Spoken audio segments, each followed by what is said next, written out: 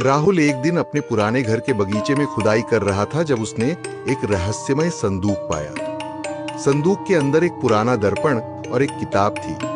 किताब में एक प्राचीन जादू के बारे में लिखा था, जिसमें हम शाकल या क्लोन बनाने की विधि बताई गई थी। राहुल ने इसे मजाक समझकर छोड़ दिया, लेकिन उसे ध्यान आया कि उसके एक ही तरह के कई लोग आसपास दिख रहे हैं।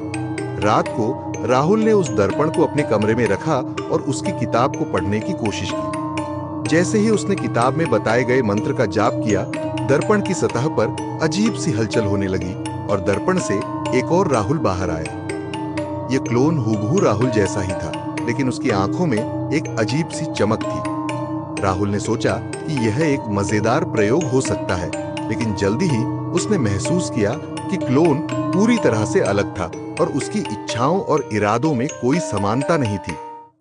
क्लोन धीरे धीरे राहुल के जीवन में घुसपैठ करने लगा। उसके दोस्तों और परिवार के साथ भी व्यवहार करने लगा। राहुल को एहसास हुआ कि क्लोन उसके जीवन पर पूरी तरह से नियंत्रण पाने की कोशिश कर रहा था और उसकी पहचान को छीनने की योजना बना रहा था। रात को राहुल ने दर्पण और किताब को जलाने का फैसला किया। जैसे ही उसने किताब जलाई और दर्पण को तोड़ा, क्लोन चीखते हुए दर्पण में समा गया। सुबह उठते ही राहुल ने देखा कि दर्पण और किताब गायब हो चुके हैं, लेकिन उसकी आत्मा अब भी भयभीत है।